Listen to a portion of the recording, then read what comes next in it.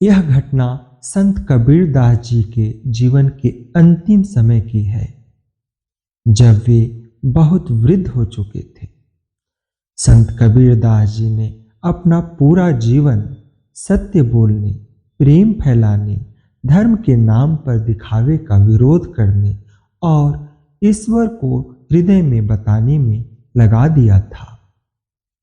उनके शिष्य दूर दूर तक फैले हुए थे, लेकिन संत कबीरदास जी का जीवन जितना सरल था, मृत्यु उतनी ही रहस्यमयी बन गई थी। कबीरदास जी ने अपने अंतिम समय में मगहर नामक स्थान पर रहने लगे थे। उस समय एक मान्यता चली आ रही थी, जो काशी में मरता है उसे मोक्ष मिलता है और जो मगहर में मरता है उसे नरक मिलता है। यहाँ तक कि लोग मगहर जाने में भी डरते थे, लेकिन संत कबीरदास जी ने कहा, मोक्ष स्थान से नहीं मन से मिलता है। वह कहा करते थे, कबीरा मन निर्मल भया जैसे गंगा नीर, पीछे पीछे हरि फिरे कहत कबीर कबीर। अर्थात जब मन गंगा जल के समान निर्मल और शुद्ध हो जाता है, जिसमें कोई मैल या विकार नहीं रहता है, तब ईश्वर स्वयं उसके पीछे पीछे फिरते हैं। जब संत कबीरदास जी का अंत समय आया, उनके पास हिंदू भी थे और मुसलमान भी। सब रो रहे थे। संत कबीरदास जी ने शांत होकर कहा, रो मत, मैं तो बस शरीर छोड़ रहा हूं, राम तो अमर है। कुछ समय बाद संत कबीरदास जी समाधि में चले गए। समाधि में जाने के उपरांत उनके शिष्यों का विवाद शुरू हो गया। संत कबीरदास जी के शरीर के पास उनके शिष्य इकट्ठा हो गए। अब बड़ा विवाद यह खड़ा हो गया कि हिंदू शिष्य बोले, कबीर हमारे संत हैं, इनका अंतिम संस्कार हिंदू रीति से होगा। तो मुसलमान शिष्य बोले, कबीर हमारे पीर हैं, इनकी कब्र मुसलमान रीति से बनेगी। दोनों पक्षों में बहस छिड़ गई। धीरे धीरे बात झगड़े तक पहुंच गई।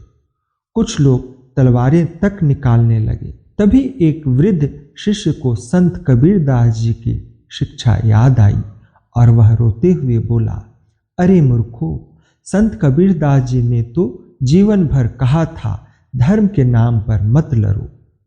फिर आज उनके शरीर के लिए यह कैसी लड़ाई हो रही है।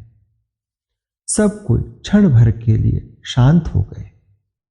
जब संत कबीरदास जी के चादर को हटाया गया, तब सभी लोग अचरज में पड़ गए, क्योंकि जैसे ही चादर हटाई गई, सब स्तब्ध रह गए। वहां शरीर नहीं था। उस स्थान पर केवल ढेर सारे सुगंधित फूल पड़े थे। कोई शव नहीं था, कोई हड्डी नहीं थी, बस फूल ही फूल थे। पूरा वातावरण सुगंध से भर गया। सभी की आंखें खुल गई। हिंदू और मुसलमान दोनों शिष्य रो पड़े।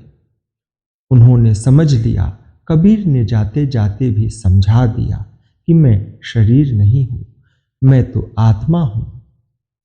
अब दोनों समुदायों ने झगड़ा छोड़ दिया और फूलों को आपस में बांट लिया। आधे फूल हिंदुओं ने लेकर चिता बनाई और आधे फूल मुसलमानों ने लेकर कब्र बनाई। इस तरह संत कबीरदास जी ने मृत्यु के बाद भी एकता, प्रेम, भाईचारे का संदेश दिया। संत कबीरदास जी कहा करते थे, ना हम हिंदू ना मुसलमान, हम तो राम के बंदे हैं।